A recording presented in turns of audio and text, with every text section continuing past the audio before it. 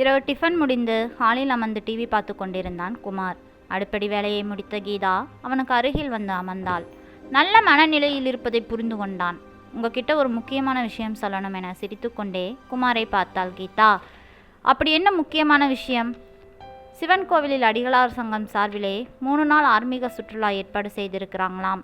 நம்ம பக்கத்து வீட்டு பாமாவும் குடும்பத்தோட போகலாம் என கூறிக்கொண்டே அவன் அருகில் அமர்ந்தாள். அப்படியே நம்மளும் போலாமா என கேட்டுக்கொண்டே இருந்தாள். உனக்கு விருப்பம்னா நீயும் நம்ம பையன் பாலாஜியும் போயிட்டு வாங்களேன் என்றான் குமார். கோவில்களுக்கு போகும்போதாவது நீங்கள் கூட வரக்கூடாதா? நான் வரக்கூடாதுன்னு நான் நினைக்கிறேன். எங்கள் அப்பா அம்மாவை தனியாகவே விட்டுட்டு எப்படி நானும் வர முடியும்? அவருக்கு சாப்பாட்டுக்கு என்ன ஏற்பாடு செய்யணும்ல. எங்கள் அப்பாவும் தனியாக தான் இருக்காரு. அவருக்கு வேண்டிய ஏற்பாட்டை செய்துட்டு தான் அண்ணனும் அண்ணியும் அப்பப்போ வெளியூர் போகிறாங்க என சமாதானம் கூறினாள் கீதா. உங்கள் அப்பா நிலைமை வேற கீதா, எங்கள் அப்பா அம்மாவோட வேலை வேற. அவர் தனியாக எங்கேயும் போயிட்டு வந்துடுவார். ஆனால் எங்கள் அப்பாவால் அது முடியாதுல்ல. தலை சுத்தல் வேற இருக்குது. தனியாக இருக்கிறப்போ ஏதாவது ஆயிடுச்சுன்னா என்ன பண்ணுறது என கவலையுடன் கூறினான் குமார். போன வருஷமும் இப்படித்தான். குலதெய்வம் கோவில் திருவிழாவுக்கு என்னையும் பையனையும் மட்டும் போக சொன்னீங்க. சொந்தக்காரங்க எல்லாரும் ஏன் நீங்கள் வரலன்னு கேட்குறாங்க. என்னால் அவங்களுக்கெல்லாம் பதில் சொல்லி தலை காட்ட முடியலைங்க. எங்கள் அப்பாவும் எனக்கு குலதெய்வம் மாதிரி தான் உறுதியோடு கூறினான் குமார். உன்னை சுற்றுலாவுக்கு போகிற சொல்கிறேன். நீங்கள் வராமல் நாங்கள் போக போகிறதில்ல இந்த முறை என கோபமாக எழுந்து படுக்கை அறைக்கு சென்று விட்டாள் கீதா. அவள் கோபத்தை பற்றி துளிக்கூட கவலைப்படாமல் டிவி பார்க்க தொடங்கி விட்டான் குமார். அலுவலகம் சென்று விட்டான் குமார். மறுநாள் பாலாஜியும் பள்ளிக்கு போய்விட்டான். இரவு ஏற்பட்ட கோபம் கீதாவுக்கு இன்னும் புரியவில்லை. அதை கண்டும் காணாது போல் குமார் நடந்து கொண்டதில் அவளுக்கு வருத்தம் தான். வழக்கம் போல காலை 9 மணிக்கு சாப்பிட சென்றான் குமாரின் அப்பா மேகநாதன். அவரிடம் எதையும் பேசாமல் டிஃபனை மட்டும் அமைதியாக வைத்து சென்றாள் கீதா. அவளது வாடிய முகமும் படபடப்புடன் அவள் காணப்பட்டதும் ஏதோ பிரச்சனை என்பதை மட்டும் அவரால் உணர முடிந்தது. ஏமா, உடம்பு சரியில்லையா என பரிவுடன் கேட்டார் மேகநாதன். எனக்கு உடம்புக்கெல்லாம் ஒன்றுமில்லை என படக்கென பதில் கூறினாள் கீதா. அப்போ மனசு சரியில்லையாமா? இல்லை, என்னை பற்றி யார் இந்த வீட்டில் கவலைப்பட போகிறாங்க? ஏமா நீ ஏன் இப்படி சொல்கிற? உன் பிரச்சனை என்கிட்ட சொல்ல என அக்கறையுடன் கேட்டார் மேகநாதன். சுற்றுலா போக திட்டமிட்டதையும் குமார் கூட வர மறுப்பதையும் கூறினாள் கீதா. ஏன் வரமாட்டேங்கிறான்? அவனுக்கு விருப்பம் எதுவும் இல்லையாமா?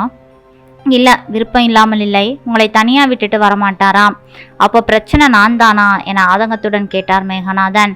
உங்களுக்கு எல்லா ஏற்பாடுகளையும் செய்துட்டு போலாம்னு சொன்னாலும் அவர் கேட்க மாட்டேறார். கவலைப்படாதமா, கண்டிப்பாக அவன் கூட வருவான். ரொம்ப நன்றி மாமா. இருங்க, இதோ உங்களுக்கு காஃபி எடுத்துட்டு வரேன் என கூறினாள். அவளின் திடீர் மாற்றத்தை நினைத்து சிரித்தார் மேகநாதன். அலுவலகத்திலிருந்து வந்த குமார் ஹாலில் அமர்ந்து செய்தித்தாள் படித்து கொண்டிருந்தான். அப்போது அவன் அருகில் வந்து அமர்ந்தார் மேகநாதன். என்னப்பா, என்கிட்ட எதுவும் சொல்லணுமா? கூப்பிட்டால் தானே நானே வந்திருப்பேன். முக்கியமான விஷயம், அதான் நானே வந்துட்டேன். அப்படியா, சொல்லுங்கப்பா என்றவாறே அவர் பக்கம் திரும்பி அமர்ந்தான் குமார். உன் மனைவி கூட சுற்றுலா போக மாட்டேங்கிறியே, ஏன், என்னாச்சு? அதுதான் முக்கியமான விஷயமா? நான் கூட வேற எதுவும் நினச்சேன் என்றான்.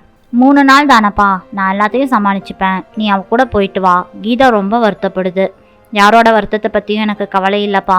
எந்த நேரமும் தலை சுத்தல் வர நிலையில் இருக்கிற உங்களை நான் தனியாக விட்டுட்டு போக மாட்டேன்.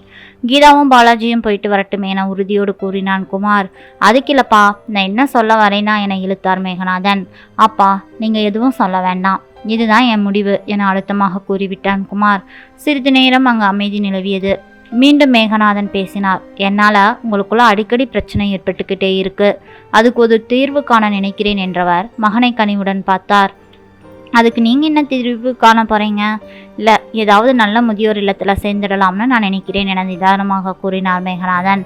அப்பா, கூறியதை கேட்டு அதிர்ச்சி அடைந்து விட்டான் குமார். நான் இங்கே உயிரோடு இருக்கும்போது நீங்கள் முதியோர் இல்லத்திலா? ஆத்திரப்படாதப்பா, நம்ம வீடு மாதிரியே அங்கே எல்லா வசதியும் அங்கே இருக்குது. அங்கே டாக்டர்ஸ் கூட இருக்காங்க. நாங்கள் சந்தோஷமாக தான் இருப்பேன். எல்லாம் இருக்கும். மகன் பேரன் என்ற பாசம் அங்கே இருக்குமா? அதுக்கு என்னப்பா, அப்பப்போ நீங்கள் வந்து பார்த்துக்கிடுங்க என சிரித்தபடி கூறினார் மேகநாதன். இல்லைப்பா, எனக்கு இது சரியாக படலை. உடனே இது பற்றி நான் எதுவும் கூற முடியாது. எனக்கு 1 வாரம் டைம் கொடுங்க, யோசிச்சு சொல்கிறேன். இப்போ நீங்கள் போய் படுத்து ரெஸ்ட் எடுங்க என்றான் குமார். தன் அறைக்கு சென்று விட்டார் மேகநாதன். இவர்கள் பேசியது எல்லாம் கேட்டுக்கொண்டிருந்த கீதா தன் பிரச்சனைக்கு விரைவில் தீர்வு கிடைக்கும் என்ற நிம்மதி பெருமூச்சை இழுத்து விட்டாள். அலுவலகத்திலிருந்து வந்த குமாருக்கு காஃபி கொடுத்த போது அவன் அப்பா விஷயத்தில் என்ன முடிவு எடுத்தான் என்பதை தெரிந்து கொள்ள ஆர்வமாக இருந்தாள் கீதா. ஏங்க, எங்கள் அப்பா விஷயத்தை விட உங்கள் அப்பா விஷயமெல்லாம் ரொம்ப சீரியஸாக இருக்குது என குமார் கூறியதை கேட்டு பதற்றமடைந்தாள் கீதா. ஏன், எங்கள் அப்பாவுக்கு என்னாச்சு? உங்கள் அன்னிக்கும் அவருக்கும் ஒத்து வரலையா? பாவம், உங்கள் அண்ணன் இடையில சிக்கிக்கிட்டு சிரமப்படுறார். எங்கள் அப்பா இருக்கிற வர நிம்மதியாக இருந்தார் அப்பா. அப்புறம் அண்ணியோட டார்ச்சர் ஆரம்பிச்சிடுச்சு வேதனையுடன் கூறினாள் கீதா. அவங்களும் வேலை செய்கிறாங்கல்ல, அந்த திமிரில் தான் அண்ணன் சொல்கிறதையும் கேட்கறது இல்லை போல.